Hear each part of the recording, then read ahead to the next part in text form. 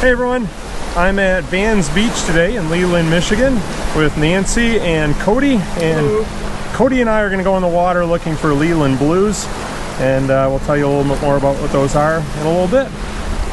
Okay, the guys are going in. I'm staying up here nice and dry. I might get my feet wet, of course. Wish them luck. I already saw this little guy. Very small, but kind of looks like it perhaps could be a little egghead. Didn't even have to look too hard for that one yet.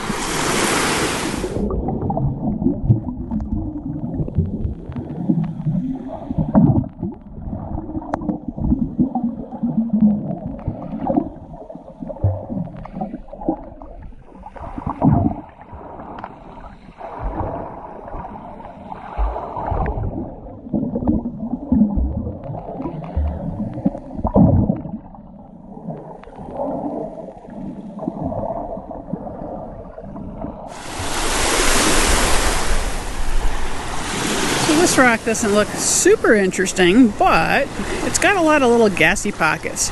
So if I were in certain areas, I would think maybe that's some vesicular basalt or something like that that's got gas pockets from a volcano.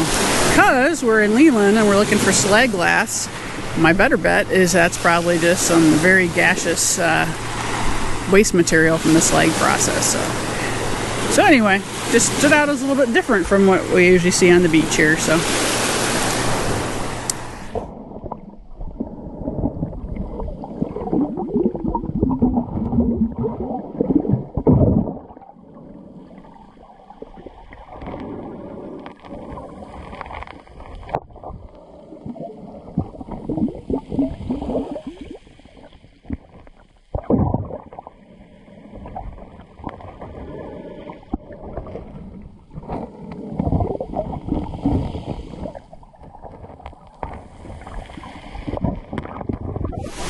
Alright, so how long do you think we were out there for? About 5 minutes? Probably? Yep, about 5 minutes. Found this nice, beautiful, tiny little blue one. And they can be really deceiving underwater because you're looking at this blue stone under blue water pretty much. So you always want to look for this volcanic, bubbly appearance, these white pock marks. So if you're ever looking for them underwater, those are the two main things you want to look for. And you picked this up earlier. Yep. This is what a lot of people confuse for Leland blue. This is actually banded chert.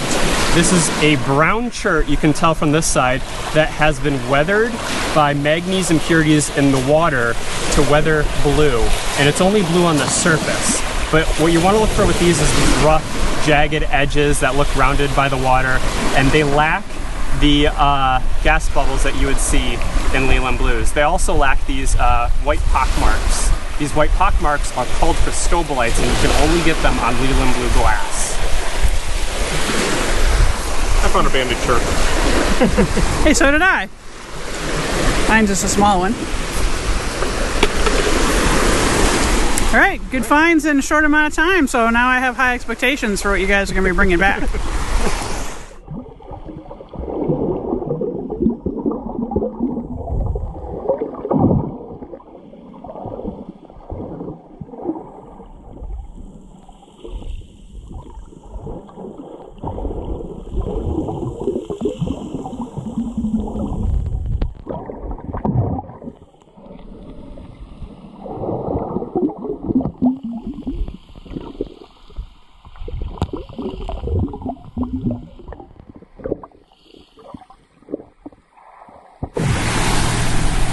Okay, Cody's back on shore.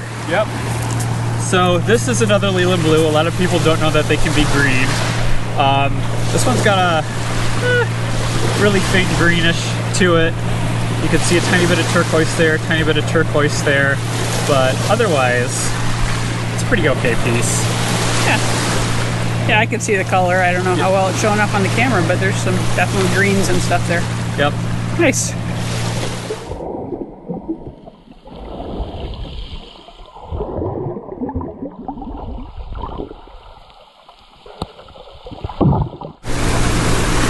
Consulting out in the water. I found a nice little piece of banded chert. rocks. Again, pretty small rocks up here on shore, but still a nice one.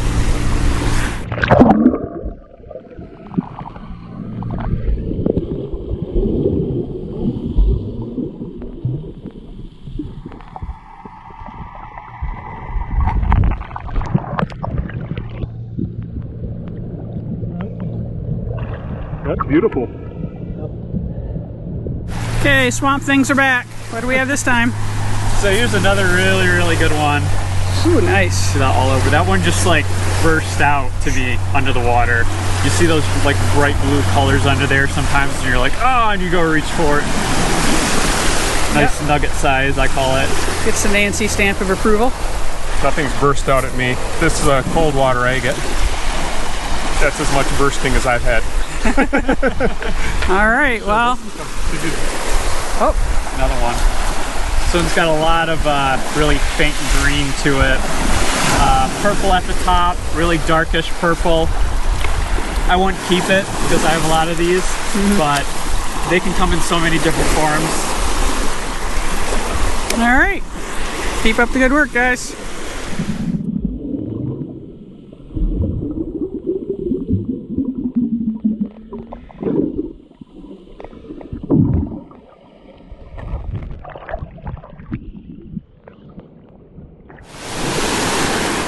Alright, kind of got a couple little finds here. Nice piece of banded shirt. I'm hoping we didn't pick this one. I'm kind of going back and forth because they're kind of going back and forth, so I hope I don't show you the same rock twice. And then this was a new one. Nice piece of Leland purple.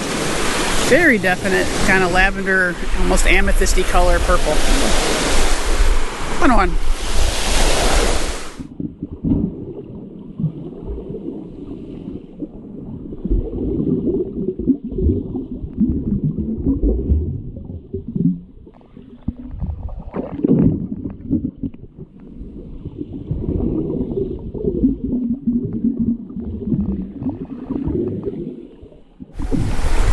Okay, so I just picked this one up, and yes, it is a piece of Leland blue, but it's boring gray.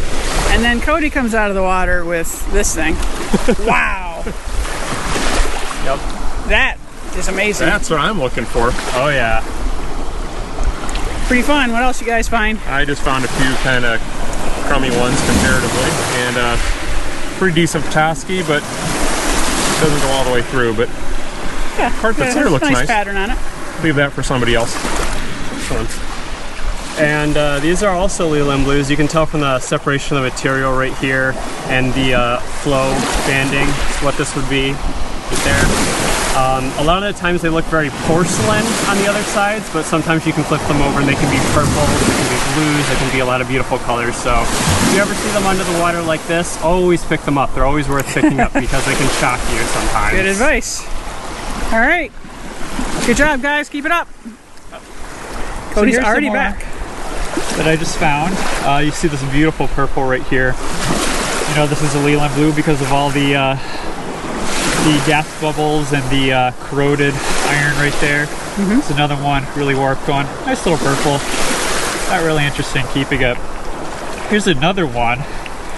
Those crystallite that I was talking about. This is some really nice ones. I can tell this is a Leland blue again because of the iron.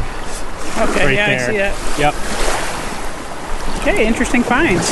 These are about 2 feet away from each other. All right. See now, whoever's like following us on the beach is finding all the interesting rejects because they're coming up on shore. So Ooh, piece of candy. Ooh, piece of candy. Rod's all the way over there. I feel bad because he hasn't found one yet. Hey, all in good time. He's going too fast is what I'm noticing. He goes really too fast. We'll have to remind him of that.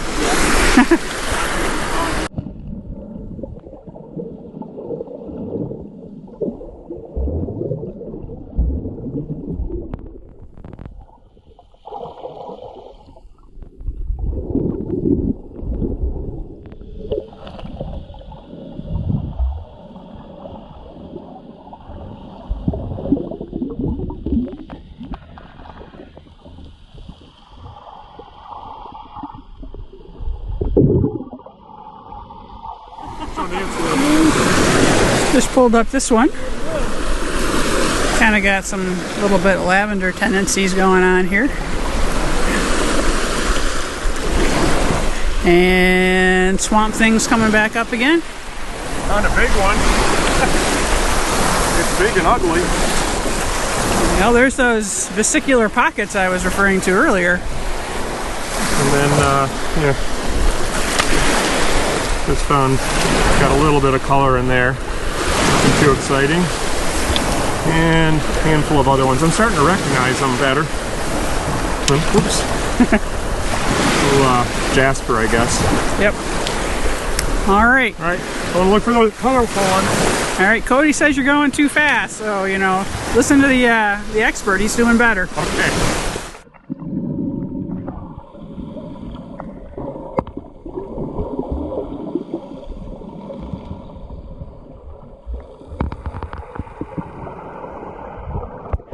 Just came up with a couple small finds here. First of all, a little piece of beach glass stood right out. Hard to catch as the waves kept swooshing by, but this other piece here, it kind of looks like, you know, oh, is that a Leland blue? But that's just actually one of those pieces of chert that's just kind of miscolored and doesn't have the right texture and stuff. And then this one, this looks like a nice piece of banded chert. Has some really cool bands in it. Small, but fun. So I'll get back at it.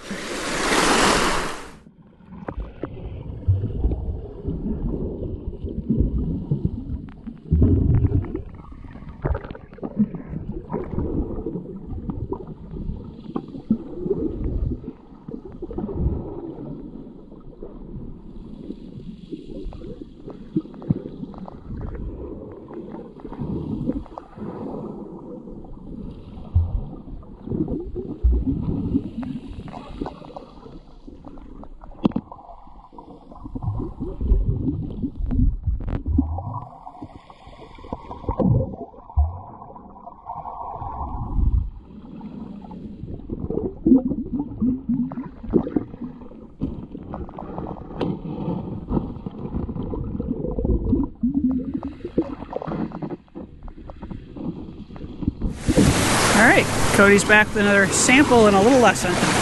So this is the one that I just pulled out of the water. This is all I was seeing on one side. Now we pulled it over. Ooh! Beautiful green. Yeah, green's a little blue. You always want to turn them over. Very nice.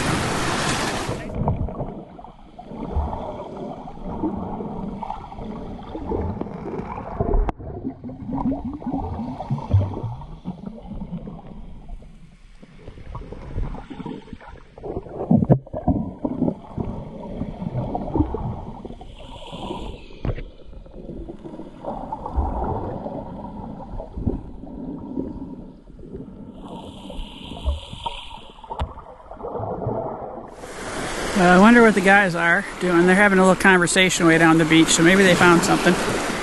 Got a few just interesting little pieces. Again, chert basically, but nice stripes. And then just a nice piece of quartz. Kind of has some yellowish stuff running through it, and just kind of smooth and pretty. That's what we like, smooth and pretty rocks. That's why we tumble them.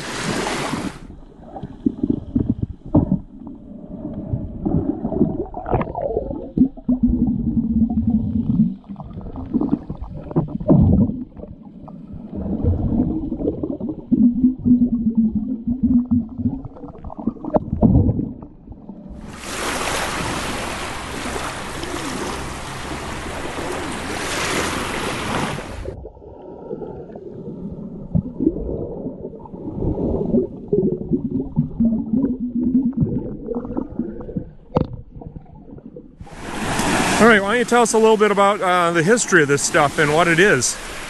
So Leland blue slag is the result of 1800s iron industry, where they would take iron ore from the Upper Peninsula, bring it down to the Lower Peninsula, and smelt it. Now there were about 30 or some smelters in the Lower Peninsula, and 40 of them were in the Upper Peninsula as well. But what they would do at these smelters is they had to separate the iron ore from the impurities. And to do that, they needed a couple things like limestone, which they used as flux material, and sometimes they would put sand in there. Now what happens is when they pull that the impurities from the iron, it would turn into this molten slag material. And what they would do with the furnaces and the slag material is after they had poured away the iron, they'd have to pour the slag material and they'd have to hydrate it to harden it. That rapid hydration with the water causes basically what you would see like with obsidian, where hard molten material turns into glassy material through rapid hydration, and you get this glass slag material, which is the blue, the green here. That's the molten slag material that has rapidly hydrated with water and turned into glass. Now there are a couple reasons why it turns into all these different colors, and that has to do with the constituents inside of it. The sulfur impurities, they turn into polysulfides, which has many oxidation phases, and depending on the rate of hydration and oxidation determines the coloration.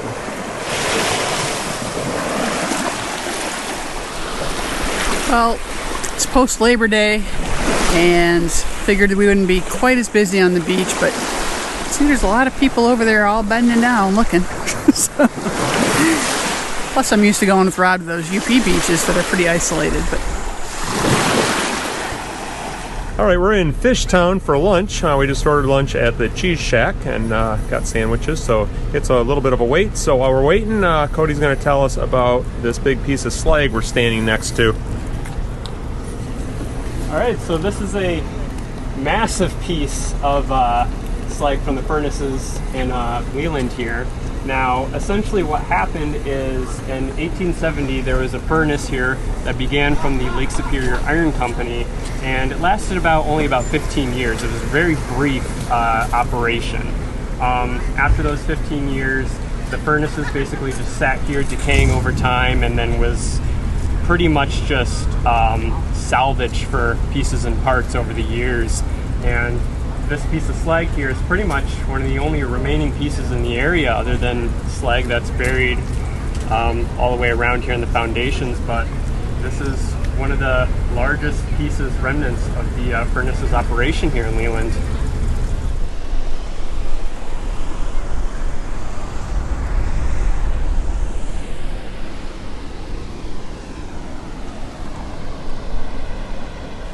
Okay, we're now heading to North Beach, and this is North Street right here.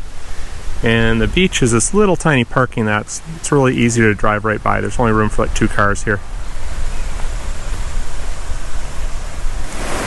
okay, well, the waves have definitely picked up over on this beach. Got some whitecap throwing in. See how this goes.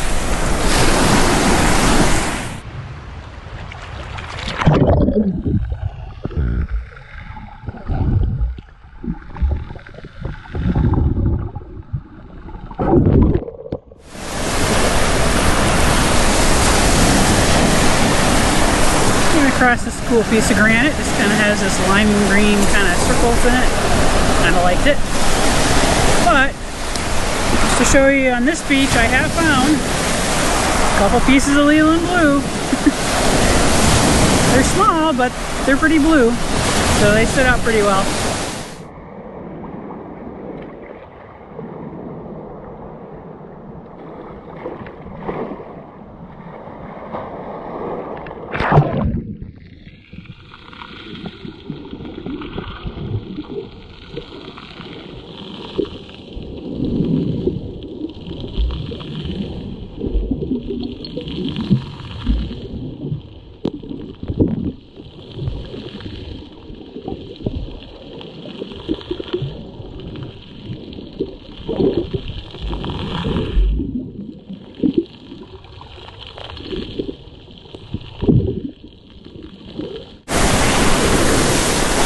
Okay, I'd say this is probably my biggest piece of Leland blue that actually looks a little bit blue.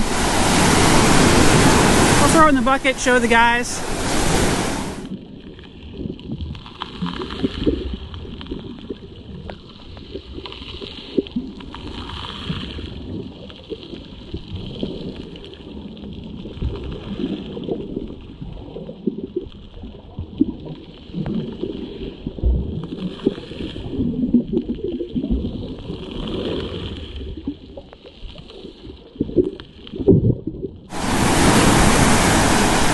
Came across a nice piece of shirt. It's kind of weathered away and shows some banding in there.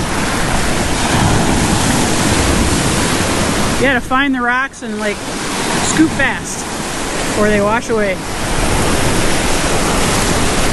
Cool piece of granite. See, I always like the pretty colors, and you know, I always make sure I have to get one in every video, right?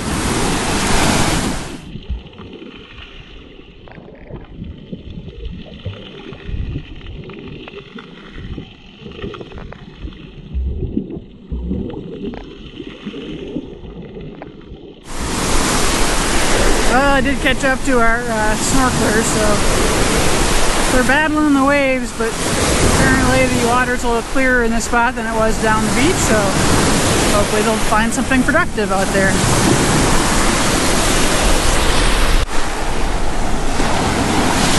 So picked up a cute little pink and yellow Jacobsville sandstone. Rob might cringe because I just called one of the rocks cute on his video. Well, he can edit this. Anyway, cute it is. Okay, the last beach, Cody was finding big ones underwater. Oops, I'm fading it.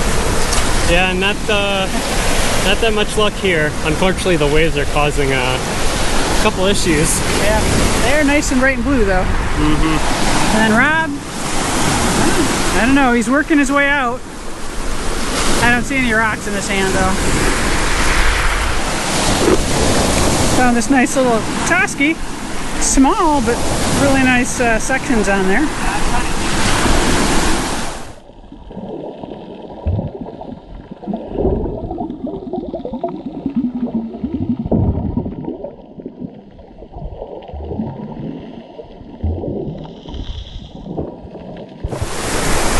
Okay, Rob has said he's lost visibility in the water, so I think he's joining me on shore. Something that I've kind of thrown in the tumbler, I think, when we get home. It's got some kind of cold water agate-y tendencies here and there. It's not real clear bands, but every once in a while it's got some little bandy thing, so we'll maybe see what happens with it. You can see the nature is taking its toll on the shoreline here.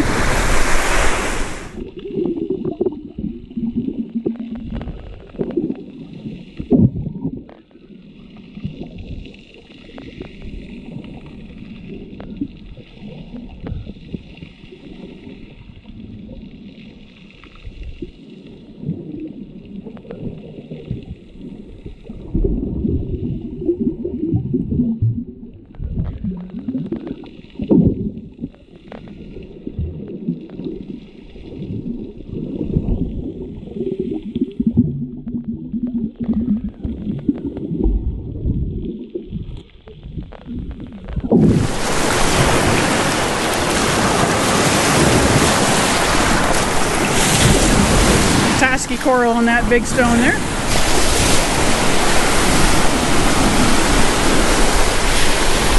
We'll just call this one Cool Fossily Rock. Obviously some sort of coral stuff going on there. Had a Petoskey, but still fun.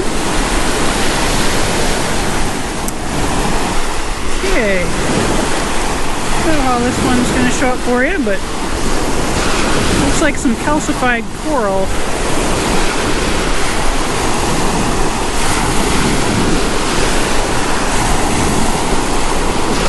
Seems to be a lot more quartzy than the typical limestone fossils you find around, so that's why that one caught my attention.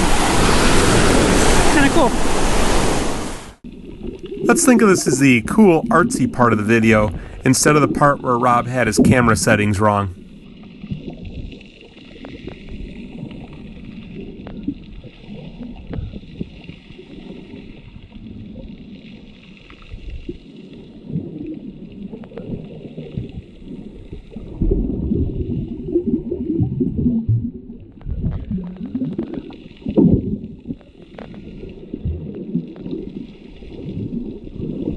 Okay, Rob has found something kind of pretty. Yeah, well, I found some ones, and then those two I'm really happy with. That's the best one so far for me. That's a nice color. Cody's been showing me up. Oh, yep. Pretty nice. That's really awesome. Yeah. Mine's as nice a blue. That's true. It's getting there. That's awesome. Yeah. All right, fun. Okay, it's time for show and tell. So, Mr. Michigan Rocks, what do you have to show off as your best find today? I really like that one a lot. That is a beautiful blue. It's a good one. It's a nice robin's egg blue. Yep, good color. Okay, Cody, you have been the master today in tutoring Rob how to snorkel for these Leland blues. So what did you find today? I found all of these. Oh, Nice variety of color here. I like this one the most, but the size of this one, honestly, it's a favorite one in my collection now too. yeah, those are awesome finds. Yeah, I learned some stuff today, so. Anyhow, check out Cody's channel, Michigan Rock Hounds. I'll put a link in the description, so go check that out. There's some good information there. Taking a minute to admire the beauty of pure Michigan. The watercolor is such a pretty blue over there.